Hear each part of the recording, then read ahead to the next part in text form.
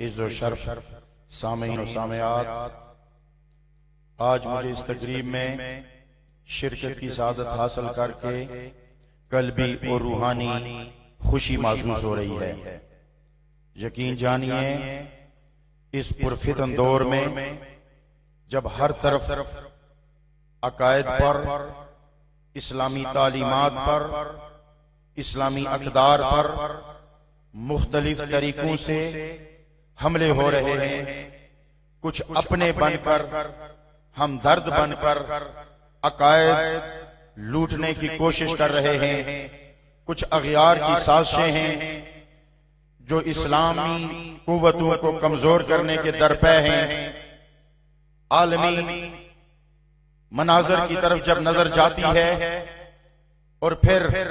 اندرونی خلفشار کی طرف جب نظر جاتی ہے تو یقین جانیے بڑے ہی اداسیوں اور مایوسیوں کے بادل منڈلانے لگتے ہیں۔ بڑا اضطراب اور ہیجان قلب و روح کو اضطراب کا مضطرب کر دیتا ہے۔ ایسے میں اللہ رب العزت کا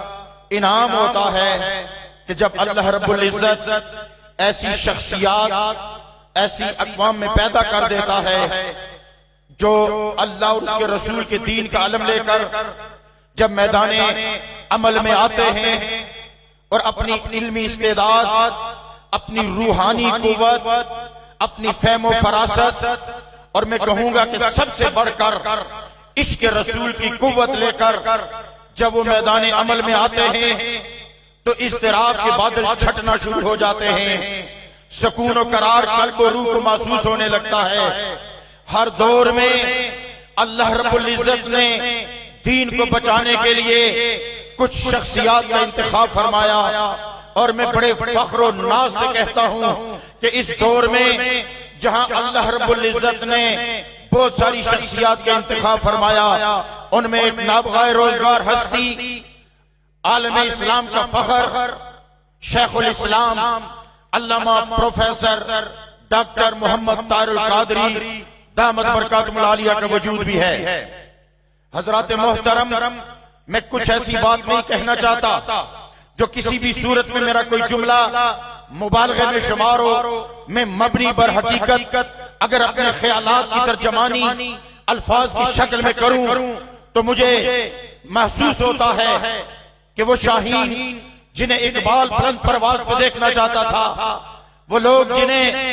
جنہیں دیکھ کر غزالی و جنید کی یاد تازہ ہو، ایسے یادگار اسلاف شخصیات میں پروفیسر ڈاکٹر محمد طاہر القادری دامت برکاتہم العالیہ کی ذات بابرکات ہے۔ یقین جانیے عالم اسلام کے تمام مکاتب فکر اس پر اگر غور کریں، ہم سب دھیان دیں، درگاہوں اور درسگاہوں کے تمام ذمہ داران اگر اس پر توجہ دیں تو یقین جانیے کہ پروفیسر ڈاکٹر محمد طاہر القادری آج عالم اسلام کا وہ قیمتی اثاثہ ہے کہ جو اپنوں میں بھی بات کرتا ہے اور جو غیروں کی آنکھ میں آنکھ ڈال کر بھی بات کرتا ہے، جو میدان عمل کا شاہسوار ہے، جو میدان علم کا روشن چراغ ہے۔ آج اس پرفتن دور میں جب سوشل میڈیا کے ذریعے ہر گھر میں، ہر گھر کے ہر فرد تک، یا مجھے یوں کہہ لینے دیجئے کہ سوشل میڈیا کے ذریعے معلومات اب ہر جیب تک پہنچ چکی ہیں، ہر ذہن تک پہنچ چکی ہیں، اور سوشل میڈیا کے ذریعے جو اطلاعات دی جاتی ہیں، سوشل میڈیا کے ذریعے جو دین کے مبلغ بن بیٹھتے ہیں، سوشل میڈیا کے ذریعے چند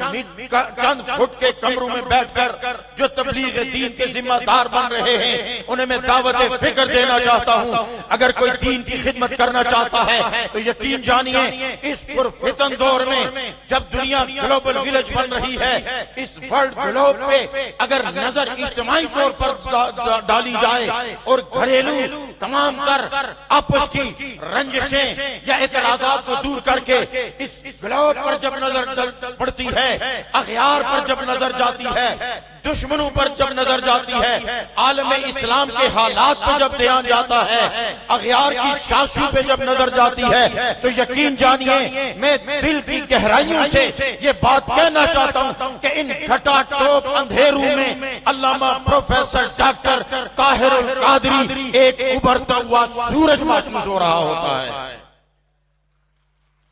آج کے اس دور میں یہ جو تحقیقی کام بالخصوص میں اہل علم و دانش کی توجہ،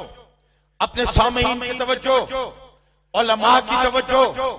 مشائخ کی توجہ،